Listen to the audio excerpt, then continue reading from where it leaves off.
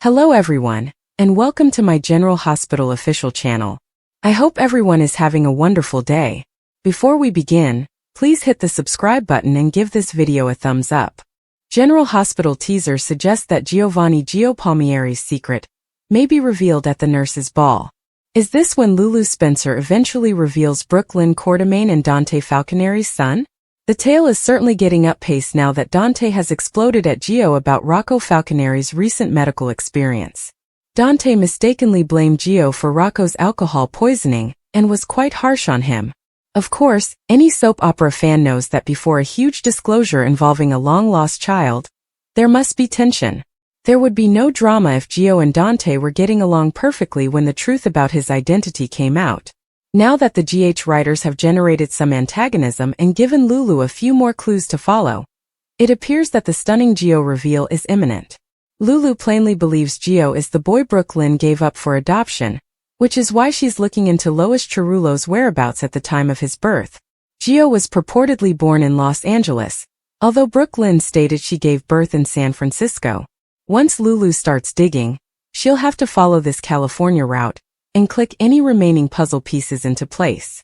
Lulu may become convinced that Lois took Brooklyn's baby and turned him over to Camilla, the lady who adopted Gio and became his only mother. Lulu may be unable to contain her emotions if she finds Brooklyn and Dante are Joe's biological parents. Major drama always takes place backstage at the nurses' ball, so this revelation could come to light there. It's easy to foresee Dante stumbling onto another altercation between Brooklyn and Lulu, which could result in Lulu telling the truth to both of them. Dante will have a lot to process because he had no idea Brooklyn was pregnant. Dante will find it difficult to accept the notion that he has another son, especially one whom he has just berated and threatened to arrest. Brooklyn will reflect on all of the amazing experiences she has experienced with Gio, as well as their connection. Brooklyn may suddenly understand the connection and stroll out front to witness Joe's nurses' ball performance with tears in her eyes. Brooklyn may see Gio through new eyes and observe him as his loving mother in that time. Bottom line, Lulu is on the edge of verifying her Gio suspicions, and the nurses' ball begins May 20th. The timing is obviously right for a Gio nurses' ball stunner, so we'll keep you updated on all of Lulu's predictions leading up to the startling revelation. According to General Hospital spoilers, the nurses' ball will inevitably cause strife and turmoil, so stay tuned. Dante threatens Jason about what happened to Rocco, and spoiler leaves Port Charles. Thursday, May 8, 2025. Willow defends Drew, Drew continues to blackmail Portia, and Sidwell and Jordan pay Sunny a visit. From her office, Portia contacts Nina at the Metro Court and tells her to turn on the news. Nina opens her tablet and discovers Drew conducting a press conference, stating that he was drugged. Tracy approaches Nina and remarks, "You aren't really watching that jackass?" Jordan arrives and bumps into Curtis. They also discuss Drew's press appearance and whether he can recover from it. Nina continues to watch as Drew insists on doing everything it takes to clear his name, and Willow joins him on camera. Nina and Curtis commiserate. Curtis soon joins Nina at the bar, where she discusses Drew's press conference and Willow's support for her guy. Nina shouts, "This wasn't supposed to happen." Curtis asks what she means, and she responds that her daughter should have more self-respect than to make peace with Drew and trust him. She claims Willow caught Drew and the prostitute in their own home, and she wonders what it will take to get rid of him. Curtis claims Drew published his data online, while under the influence of ketamine. Nina believes he would not be the first politician to use the substance, but Curtis knows him and he rarely drinks, let alone use drugs. Curtis would not be surprised if one of his numerous foes set him up. A meeting to bring down Sunny. Tracy gathers Jordan, Sidwell, and Marco at a nearby table to discuss how Drew's faceplant may affect their plan to rid the town of Sunny. Sidwell believes his constituents will forgive him, while Jordan expects the situation will be resolved when the next major scandal occurs. Tracy is still concerned with getting rid of Sunny rather than their esplanade, and Marco informs her, "That won't happen until you get serious." According to Marco, his study indicates that the average Port Charles resident adores Sunny. He's a man who rose from the ashes and has done so much for the community. They are currently launching a faceless campaign against a well-known and pleasant figure. Sidwell thinks they need to develop their own personality. Drew appears on cue and claims he'll be their charisma. Tracy assumed he'd be clubbing in Ibiza by now. Drew claims he was the victim of a crime, and the woman he was with is now a person of interest. Tracy jokes about the old-fashioned drink he had before his party, which surprises Jordan because she was with Drew that night. Drew swears he was the victim of a crime and will prove it, as well as hold those responsible accountable. He insists he will be exonerated and shows her a photo of himself in Willow, claiming to have the woman he loves by his side. Tracy believed Willow could not sink any lower. He leaves to perform other work, and Tracy remarks that the man has a lot of arrogance. Jordan believes that's exactly what they need. Jordan claims that the public like a comeback story, and if Drew can pull it off, he may rally support for the Esplanade. Sidwell explains that he and Jordan have more business to attend to and must leave.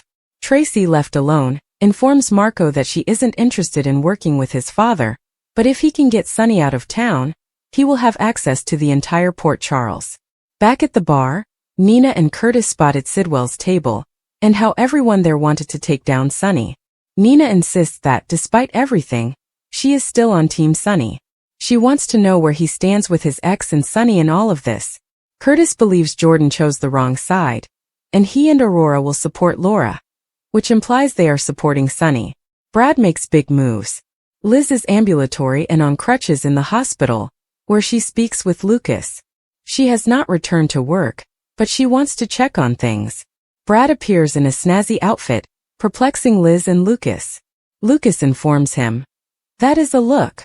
Brad reveals that he's making adjustments and new decisions, including leaving town. He has to check in with HR and goes away, leaving Lucas wondering what occurred. Brad goes to meet Portia and delivers his letter of resignation.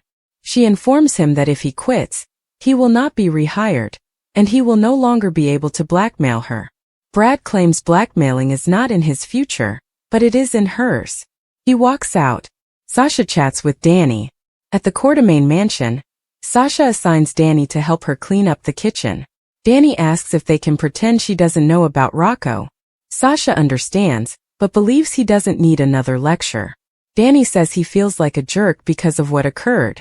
Sasha argues that if he didn't, he'd be a big jerk. She hopes he learns from this and points out that kids his age make errors. She adds that making a mistake does not make him a bad person. Dante blames Jason. He and Jason return to Sonny's, where Isaiah does a medical examination. Dante arrives boiling mad. He tells Jason that Danny nearly killed Rocco last night. Sonny wonders what he's talking about, and Jason explains he got a text from Danny but hasn't spoken with him yet. Dante tells them what occurred and that he blames Jason more than Danny because he doesn't oversee his child enough.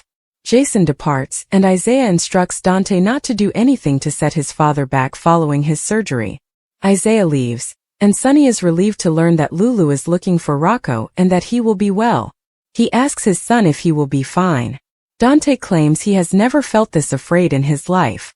Sonny assumed he was taking the guys to a game, but Dante reveals that he became caught up in Brooklyn's drama and canceled their plans.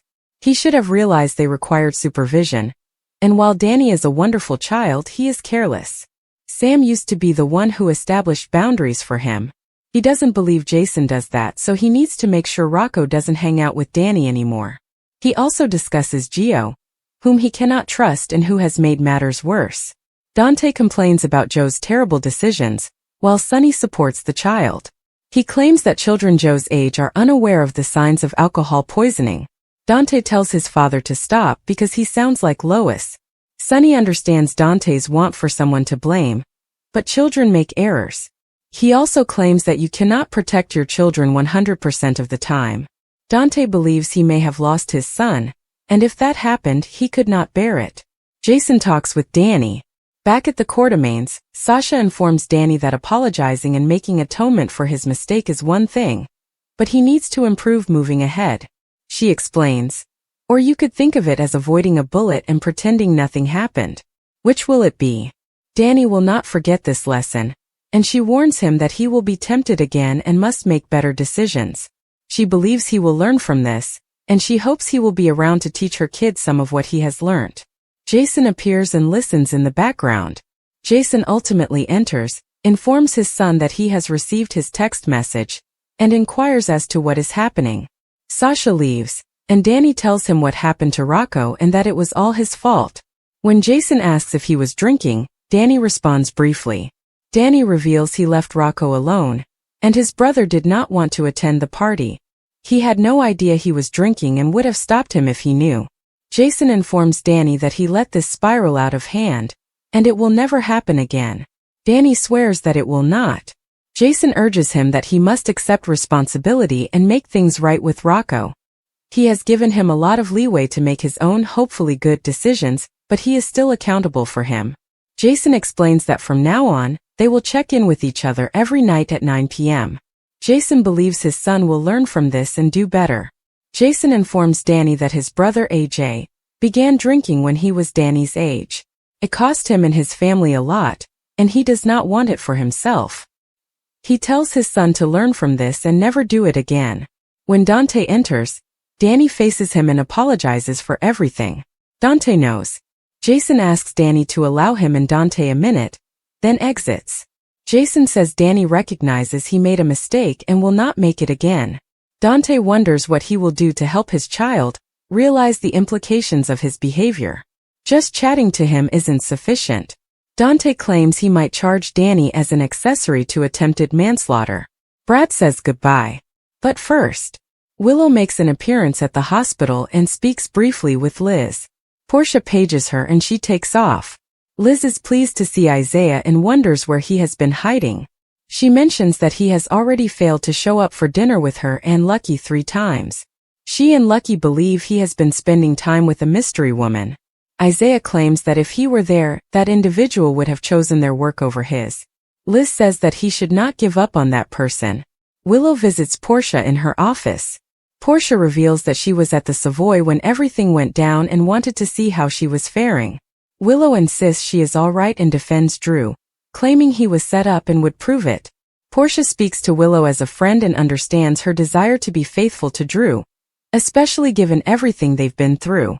When making judgments about Drew, Portia suggests having an open mind. Willow appreciates her concern, but she is confident in her choices. She thanks Portia and leaves. Willow runs into Isaiah and figures he is going to scold her too. He is not, and says that if she believes in Drew, he will trust her. Willow recognizes that simply believing him is insufficient. She needs a judge to believe Drew too.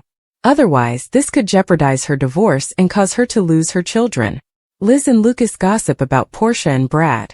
They're wondering if Brad's done blackmailing Portia and is leaving town. Perhaps he'll take the blackmail with him when he leaves. Drew arrives and greets Brad. Drew asks if he has all he requires. Brad does, but he believes he should take down Portia right now. Drew will defeat her, but on his own terms, and there will be plenty of destruction to go around. Drew then goes to see Portia and asks why he hasn't heard from her, as she was meant to keep him informed on Curtis and his news. She maintains she has no control over Curtis. Drew exclaims that he is not finished with her, that he would not back down from this disgrace and leave town. He commands her to push Curtis to provide him positive publicity, or he will destroy her world. He also wants her to persuade Curtis to back Ezra for mayor, saying that Curtis will help him defeat Sonny. Brad walks to the elevator while several others observe. Lucas wonders if he's actually leaving. Brad claims he has no reason to be here. Lucas believes that a fresh start will benefit them both. Brad brags that the entire world is now available to him, including gorgeous models. He enters the elevator, and Lucas and Brad wish each other well. Lucas is definitely upset by Brad's leaving. In the dying seconds, Jordan and Sidwell arrive at Sonny's house for a brief visit. Sidwell adds he has an opportunity for him that he believes he will enjoy. General Hospital spoilers for Friday, May 9th, state that Willow Corinthos and Sasha Gilmore Corbin will clash, while Jen Sidwell attempts to make a deal with Sonny Corinthos. Lulu Spencer will also warn Danny Morgan, so let's talk about what's in store. Drew Kane will assert at Portia Robinson's office that they have only begun to touch the surface of what she is capable of. If Portia continues to act as if she has no control over Curtis Ashford and what he does at Aurora, Drew may reveal that he has even more dirt on her. Drew may exploit his knowledge of Portia's involvement in his drugging plot to escalate his threats in Friday's GH episode. In terms of threats, Jason Morgan will be concerned by Dante Falconeri's most recent one. Dante claimed Danny may be prosecuted with accessory to manslaughter, so Jason will ask him about it soon. Are you threatening to charge Danny with manslaughter? Jason asks Dante in Friday's preview video. Of course, Dante would struggle to make something so harsh stick now that Rocco Falconeri is alive and recovering from his alcohol poisoning ordeal. Plus, Danny didn't do much other than stroll out to play volleyball, so Dante is only continuing his exaggerated blame game. Rocco is the one who chose to drink himself into such a bad state, so perhaps Dante should stop coddling his kid instead of blaming everyone else accountable. Danny appears to be stopping by Lulu Spencer's apartment later to check on Rocco, so Lulu will want to clear things up with him. Lulu may give a lecture, but she is unlikely to be as harsh as Dante because she has been more tolerant of the issue. However, Lulu may urge Danny not to put Rocco in such a risky scenario again. Willow will see Sasha after discussing her Aurora coverage with Curtis, and maybe convincing him to back off Drew. Willow and Sasha are preparing for a heated encounter, so stay tuned for updates on the upcoming scenes.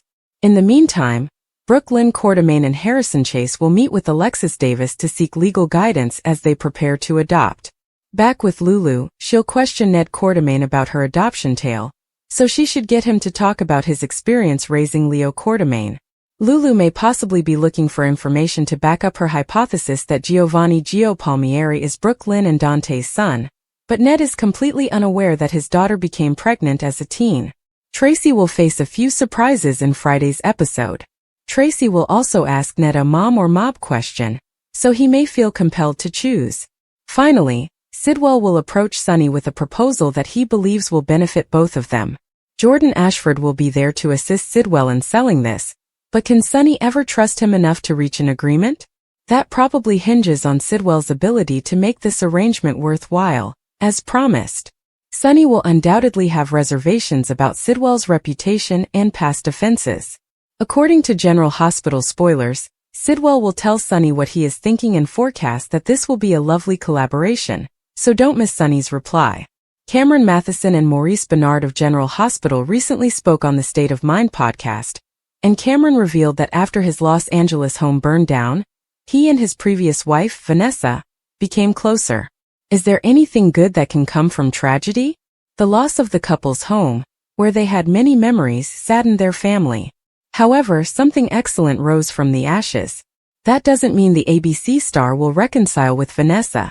However, it will most likely provide great consolation to the children, Layla, 18, and Lucas, 21. During Sunday's podcast, Cameron told Maurice Bernard that he ended up staying with Vanessa after the house burned down. The All My Children alum later stated that the loss of their home brought us much closer together for sure. Speaking of the separation, the real-life Drew Kane also stated that they were first quite delighted. "We had a beautiful marriage for many years," he remarked slightly sadly. "They eventually separated because I wanted to kind of have my own space. Also, I'm sure she wanted to have her own space because we've been separated now for almost a year and a half." Cameron Matheson and Vanessa grow closer following home fire. The kids were upset. Lucas and Layla were devastated when Vanessa and Cameron Matheson split up, because they had put their parents on a pedestal. The agony of a broken home does not go away overnight, but now that their parents appear to be closer together, things may look a little brighter. "We had a beautiful marriage for a long time," Cameron remarked. "Sometimes the kids would talk about it, but things happen, things change. We fell apart, breaking their hearts." Reliving the surreal loss. The actor playing Drew Kane spent a large portion of the podcast informing real-life Sonny Corinthos about his life's losses. The house fire seemed like the ultimate disaster.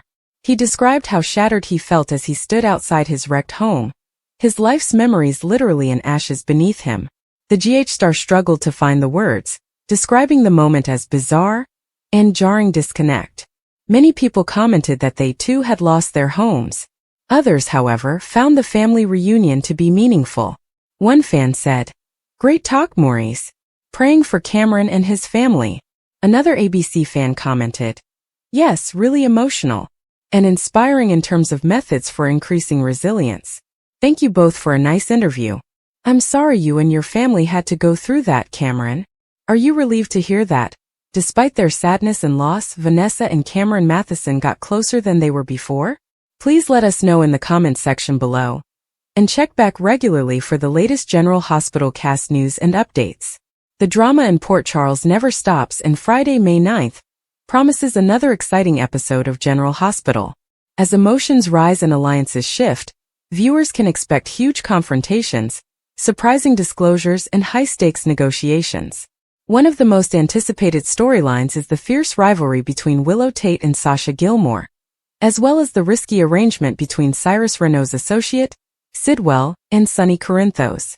Willow and Sasha's explosive showdown. Willow and Sasha have been on a collision path for weeks, and their rivalry reaches a climax in this episode. Willow, still reeling from the emotional drama surrounding her son, Wiley, has struggled to keep her cool. Meanwhile, Sasha, who has been struggling with her own personal problems, finds herself in direct conflict with Willow. The two women engage in a heated argument that leaves neither unscathed. Their quarrel originates from Wiley's custody predicament. Willow, who has been quite protective of Wiley, sees Sasha as a threat to his safety. Sasha, on the other hand, believes she has Wiley's best interests at heart and will not back down. Their dispute swiftly escalates, with harsh words and unpleasant truths exchanged back and forth. Michael Corinthos is caught in the middle, divided between supporting Willow and understanding Sasha's viewpoint. This showdown is about more than simply Wiley. It's about trust, loyalty, and how far both women are ready to go to safeguard what they care about. Willow's maternal instincts are on overdrive, and she will not let anyone, including Sasha, stand in her way. However, Sasha is determined to show that she is not the villain in this scenario. The emotional intensity of their dispute will have people wondering if there is any hope for reconciliation, or if this animosity will just worsen in the coming weeks. Sidwell's dangerous proposal to Sonny. Meanwhile, Sonny Corinthos faces a different type of threat, one that emerges from the shadows of his criminal background. Sidwell, a mysterious and deadly colleague of Cyrus Renault, approaches Sonny with a proposal that might change everything. Sidwell's deal is cloaked in mystery, but one thing is certain. It is an offer Sonny cannot easily turn down. Sonny has attempted to separate himself from the darker sides of his business, focusing instead on his family and respectable ventures. However, Sidwell's suggestion causes him to face the possibility that his past will never completely let him go. The parameters of the agreement are risky, and adopting them could put Sonny at odds with both his allies and his foes. However, rejecting it may have far more serious repercussions. Jason Morgan and Carly Corinthos are immediately suspicious of Sidwell's motivations. Jason, the loyal enforcer, warns Sonny that this could be a trap designed to weaken or eliminate him totally. Carly, always protective of Sonny, advises him to go before it's too late. But Sonny, the strategist, understands that sometimes the only way out is through. He begins to carefully consider his alternatives, knowing that one wrong move could have disastrous consequences. The anxiety around Sidwell's bargain is intense, and fans can anticipate numerous twists and turns as Sonny navigates this perilous game. Is Sidwell acting alone? Or is Cyrus controlling the situation from behind bars? And how does this affect Sonny's future in Port Charles? Other Port Charles developments. While Willow and Sasha's conflict and Sonny's perilous negotiations take center stage, other Port Charles residents are grappling with their own problems. Elizabeth Weber and Finn's growing relationship. Elizabeth Weber and Hamilton Finn's relationship continues to develop, but not without challenges. Finn's issues with his past resurface, generating tension between them. Elizabeth, who has experienced her own grief, tries to be compassionate, but she also recognizes that Finn must tackle his problems if they are to have a future together. Nina Reeves' secret weighs heavy. Nina Reeves is still harboring a huge secret, one that, if revealed, might devastate several lives. Her shame is becoming more difficult to conceal, and people closest to her are beginning to notice her unusual behavior. Will she come clean before someone else reveals the truth? Brooke Lynn's fight for independence. Brooke Lynn Quartermain is determined to follow her own path, free of her family's influence. However, her goals have put her at odds with both Ned and Olivia, who are concerned that she is making reckless decisions. Final thoughts. Friday's episode of General Hospital is jam-packed with emotional encounters, risky bargains, and growing tensions. Willow and Sasha's battle over Wiley is a sad test of love and commitment, while Sonny's interactions with Sidwell could be fatal. With so much at risk, viewers will not want to miss a single moment of the drama. As always, General Hospital provides captivating storytelling that keeps fans on the edge of their seats and wanting more. Stay tuned to discover how these explosive tales play out and what they signify for Port Charles's future. Cameron Matheson and his wife, Vanessa Grow, have always shared admiration and love, but recent events have brought them closer together. The couple, who had been married for nearly 2 decades, had to endure a horrific ordeal when their home caught fire. The unanticipated fire not only jeopardized their property, but also served as a sharp reminder of life's fragility. Following the accident, the couple found strength in one another, which strengthened their commitment and deepened their emotional bond. The fire started late one evening and soon spread across their family home. Matheson later recounted the terrifying episode, detailing how the smoke alarms alerted them just in time to safely flee. Despite the panic and commotion, he and Grow kept calm and focused on keeping their children and dogs safe. The flames caused considerable damage, burning treasured possessions and forcing the family to relocate temporarily. However, despite the loss, Matheson and Grow discovered an unexpected silver lining. The tragedy brought them closer together in ways they hadn't expected. Matheson discussed the emotional impact of losing their home in post-incident interviews. He acknowledged that, while material belongings might be replaced, the sentimental value of certain items was irreparable. The fire destroyed family photos, antiques, and personal memories, leaving an insurmountable gap. However, he highlighted that the event had reinforced what was most important: their family's safety and the love they shared. Grow expressed same feelings, expressing relief that no one was hurt and recognizing how the tragedy had deepened their bond. The couple's capacity to rely on one another during such a tough moment says volumes about their relationship. Matheson, known for his television appearances and upbeat attitude, praised Grow for her strength and persistent support. He explained how she remained a pillar of strength, guiding him through the emotional toll of the fire, while simultaneously addressing the practical issues of rebuilding their life. Grow, a businesswoman and dedicated mother, combined her personal pain with the desire to keep their family grounded, demonstrating yet again why their marriage has lasted so long. Friends and co-workers of the couple were eager to give support following the fire. Many people reached out with encouraging notes, while others offered temporary lodging and necessities. The outpouring of kindness from their community emphasized the couple's influence on those around them. Matheson and Grow expressed heartfelt gratitude for the assistance they got, emphasizing how it restored their trust in mankind during a difficult time. As they began the process of rebuilding, the couple made a conscious decision to focus on the positives. Rather than dwelling on what was lost, they chose to see the fire as an opportunity for renewal. They discussed redesigning their home with a fresh perspective, incorporating elements that reflected their growth as a family. The experience also prompted them to reevaluate their priorities, leading to meaningful conversations about gratitude, resilience, and the importance of cherishing every moment together. The fire also brought their children, Lucas and Layla, closer to their parents.